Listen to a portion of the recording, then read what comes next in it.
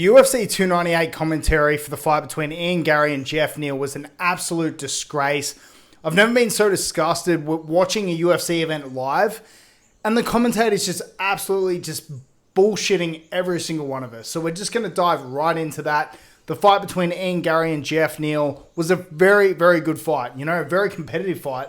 But what really rubbed me the wrong way is the commentary, and we're going to touch on that in this video, but we're also going to touch on first just the fight in itself. So, very close fight that went the distance, and I thought it was very back and forth. But what was making a little bit of a disconnect for me, you know, it was like I was watching something that was disconnected from reality. You know, I was watching a very competitive contest. Obviously, Garry was trying to stay on the outside, where he was, you know, most successful throughout that contest. But Geoff Neal was very, very successful on the inside of the striking. You know, when he got on the inside of Garry, he was doing extremely well. And he was the one that was backing up Garry throughout that entire fight. But yet, we had the UFC commentary saying stupid things throughout the fight, like, oh, Geoff Neal's in trouble. He has to be careful of Garry right now. Garry's absolutely dominating this fight. And it just made me think, what in the absolute hell were these guys watching?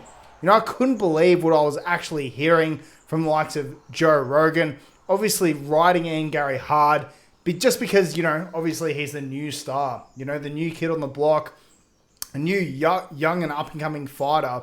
So I can see how they wanted to push him, but when you're watching something that just doesn't match up to the words you're hearing, it's just absolutely ridiculous. I didn't like it at all, you know what I mean? The blatant disregard for what Geoff Neal was doing inside that octagon.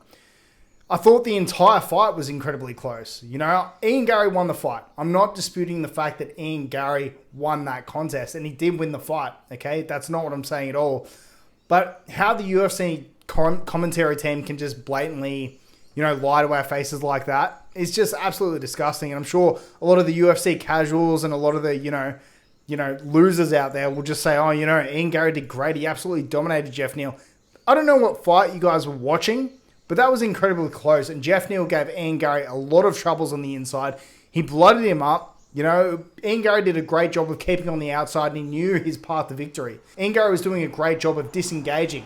You know, whenever the fight got in close and got in the dirty boxing range, Garry did great of, you know, disengaging, trying to create that distance again to get away from Geoff Neal and keep the fight where he had the best chance of taking a victory, which is what he did, you know, and he did a fantastic job. But the UFC commentary team really needs to take a long, hard look at themselves tonight and just ask themselves if they're assessing these fights objectively, because I don't know how anyone could watch that fight and spread the absolute garbage that was coming out of their mouths. You know, it was absolutely ridiculous. Garry won that fight, you know, and he did silence a lot of his critics tonight. You know, he did silence a lot of his critics, and fair play to him. You know, fair play to him. He did what he wanted to go out there and do. He went out there and he won the contest. You know, so good luck to him. And he said after the fight that he wants to fight Colby Covington. And I think that's a fantastic fight. And that is a fight that Colby Covington should take because, you know, when you look at Garry, he's a fantastic striker. He's the one that Colby Covington should jump on this fight. You know, he should absolutely jump on it.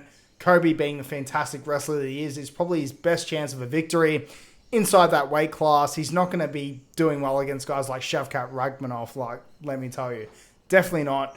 So I think for Colby, he should definitely take the fight. Best chance for a victory there. But the UFC commentary team just really, you know, give us a break. You know, don't treat us like absolute morons. You know, it's like that cognitive dissonance. You know, just that. It just makes you wonder, like, when they actually watch it, you can tell that they buy into the hype. You know, and they buy into the hype and the promos themselves that the UFC put out there. It's almost like when they watch exactly what we're watching, they're not seeing the same thing. You know, because right up until the very last round, that was an incredibly close fight. So that really, really frustrated me. You know, shame on Joe Rogan. Shame on the UFC commentary team. They should be more objective in their analysis when they're watching these contests. But Garry did a good job. Not going to take anything away from him within that contest. I still don't like the guy. He's still a beta cuck loser.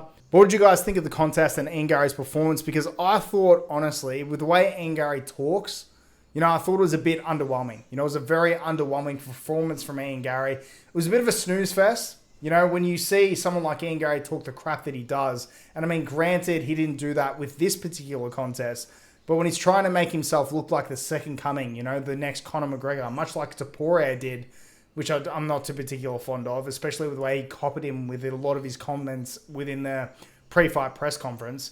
When you talk that much of a big game and you can't put away an opponent, you put on a bit of a snooze fest in a lot of people's eyes, it is definitely not a good look for you. And Ian Garry needs to come out within his next fight and put on more of a bang of a performance than what he did. It just reminds me of Paddy Pimblett, you know, talking mad crap and not being able to back it up. And that's the path that Ian Garry's on at the moment, you know, unless he can, you know, bounce back and put on a dominant showing against Colby Covington, which might be his next opponent. And if he's not going to do that every fight, just shut your mouth. You know, just shut your mouth and go out there and fight. The fans will come around to you eventually. But I just didn't like what I seen tonight from Ian Garry, to be honest. Geoff Neal. Who is Geoff Neal? You know, who has he fought? He's a nobody within that division. You know, I mean, it really is, guys. You know, I'm not saying he's not a skilled martial artist, but when you look at the cream of the crop, he's not really up there.